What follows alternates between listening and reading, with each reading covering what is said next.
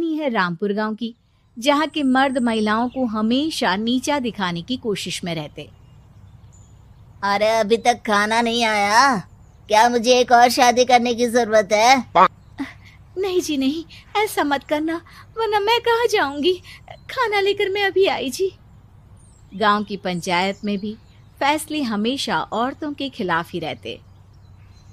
मैं जो फैसला सुनाता हूँ वो भगवान की आज्ञा होती है। इस लड़के ने अपने मन से शादी करके अच्छा नहीं किया।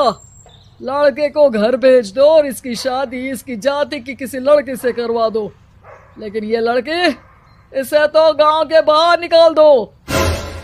नहीं नहीं जमींदार साहब, ये क्या बोल रहे हैं? ऐसा नहीं हो सकता। मेरी बेटी मासूम है, इसे अच्छे बुरे की समझ नहीं है। अरे कहाँ जाएगी ये बेचारी? कहाँ जाएगी? इतनी चिंता है तो पूरे परिवार का गांव निकाला कर देते हैं। बेचारे पूरे बसे बसाए परिवार को गांव छोड़ना पड़ता है। चाहे जो हो, अगर बेटियों को कंट्रोल नहीं कर सकते तो गांव में रहने का कोई मतलब नहीं है। यहाँ औरतों को दब कर रहना होगा। कोई भी अपने हिसाब से कुछ नहीं कर सकता, सब ईश्वर की मर्जी से ही होगा। तभी गांव का एक आदमी दौड़ा दौड़ा आता है। सरपंच साहब, जमींदार साहब, वो कालिया है ना, उसकी बेटी पढ़ने के लिए शहर जा रही है। अच्छा, ये कब हो गया? और कालिया की हिम्मत कैसे हो गई ऐसा करने की? लेकर आओ उसे और उसकी बेटी को। बस फिर क्या था, हाजिर हो जाते हैं कालिया और उसकी बेटी सरपंच के सामने।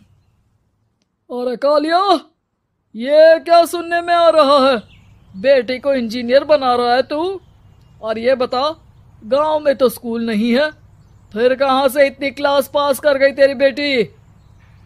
राधा, जो कि कालिया की बेटी है, उसे लगता है कि सरपंच उसकी तारीफ कर रहे हैं। सरपंच जी, मैंने ऑनलाइन पढ़ाई की है, डिस्टेंस लर्निंग से। सभी में मैंने अच्छे नंबर पाए हैं, जिसे देखते हुए शहर की इंजीनियरिंग कॉलेज में मुझे स्कॉलरशिप मिली है। वाह जी वाह, क्या होती है ये? पहले तो ये बताओ, फिर आगे की बात करते हैं।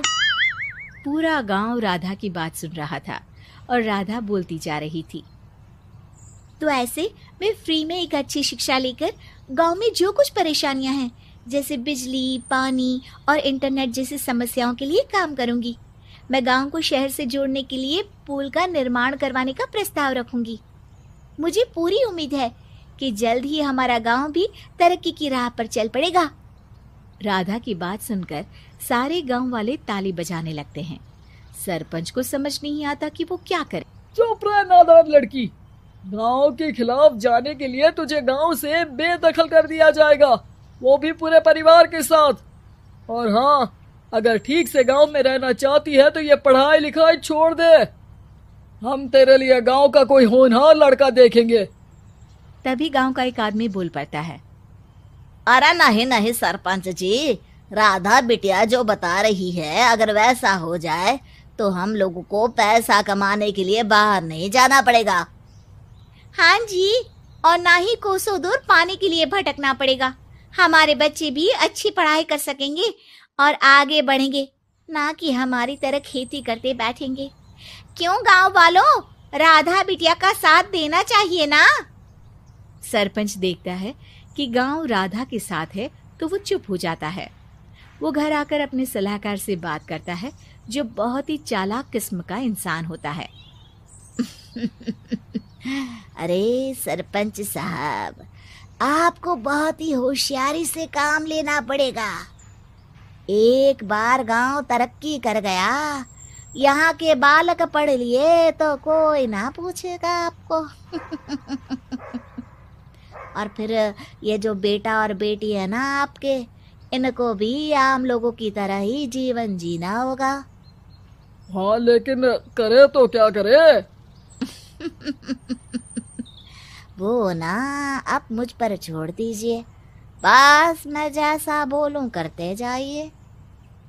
अगले रोज सुबह जब गांव वाले सोकर उठते हैं तो राधा के घर के बाहर और साथ ही वो लोग जिन्होंने राधा का सपोर्ट किया था, उनके घर के आगे लाल रंग से कल आऊंगी लिखा होता है।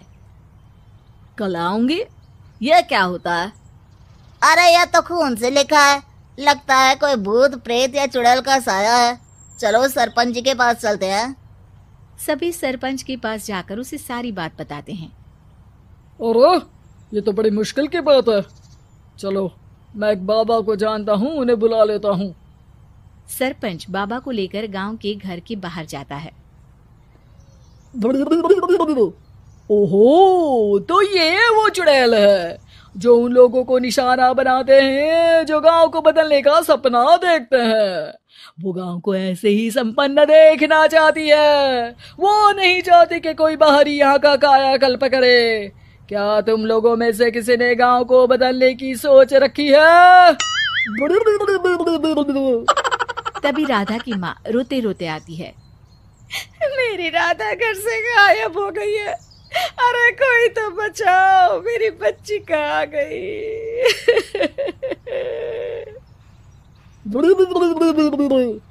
ले गई वो चुड़ैल, तेरी बच्ची को ले गई। अब वो उसे श्रापित करके छोड़ेगी, उस पर चुड़ैल का साया हो जाएगा। तभी बुरी सी हालत में राधा भी वहां आ जाती है। उसके बाल चुड़ैल की तरह फैले होते हैं और कपड़ों में खून लगा होता है। सभी राधा को देखकर डर जाते हैं। माँ, पता नहीं मुझे कौन उठा कर ले गया था। अरे दूर दूर हो जा चुड़ैल, अब हम लोग इस गांव में नहीं रुकेंगे। अरे कैसी बातें कर रहे हैं आप? कल तो आप मेरे भरोसे गांव का हुलिया बदलने, अपने बच्चों को पढ़ाने और तरक्की उन्नति की बात कर रहे थे, तो आज क्या हो गया आपको? ये फिर तुम लोगों को बहकाएगी। ये चुड़ैल गांव में आ चुकी है, ऐसे ही ये तुम्हारे घर के बच्चों को भी ले जाएगी। गांव वाले राधा को गांव से बाहर निकाल देते हैं। उसके माँ बाप रोते रहते हैं, लेकिन गांव वाले नहीं मानते। मैं भी अपनी बहन के साथ गांव के बाहर रहूंगा, लेकिन वो पढ़ाई नहीं छोड़ेगी। वहीं सरपंच के घर पर सलाहकार कहता है। देखा, सांप भी मर गया और लाठी भी नहीं टूटी। लेकिन अगले ही दिन सरपंच के घर के बाहर भी वही शब्द लिखे होते हैं। और फिर सरपंच की बीवी कहती है, हमारी बेटी को किसी ने अगवा कर लिया है। तभी राधा का भाई वहां आ जाता है। अरे गांव वालों, मैंने सरपंच जी की बेटी को देखा था। वो चुड़ैल उसे उठाकर ले जा रही थी। अरे क्या मजाक कर रहे हो? नहीं नहीं सरपंच जी, आप नहीं जानते। वो चुड़ैल अब आपकी बेटी में आ जाएगी, जैसे राधा के अंदर आ गई थी। तभी सरपंच की बेटी वैसी ही हालत में वहां आती है जैसे राधा आई थी। पापा, पता नहीं कैसे मैं गायब हो गई थी। चुड़ैल, इसके अंदर भी चुड़ैल का साया है, मारो इसे। अरे नहीं नहीं, इसे भी राधा के पास गांव के बाहर ही भेज दो। अरे चुप रहो, मेरी बेटी कहीं नहीं जाएगी और चुड़ैल वुड़ैल कुछ नहीं होता है। अरे कैसे बात कर रहे हो सरपंच जी? आप तो बोल रहे थे कि आपका फैसला भगवान का ज्ञान होता है, तो अपने पर बात आई तो अब आप ऐसे बोल रहे हैं। अरे ना ना ना, आपको अपनी बेटी को त्यागना ही होगा। अरे बुलाओ बाबा को।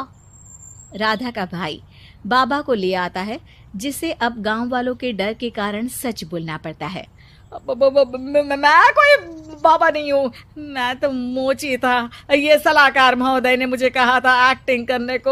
अब वो मुझे पैसे देने वाले हैं। अब मुझे माफ कर दो। गलती हो गई, मुझे माफ कर दो। तभी वहां राधा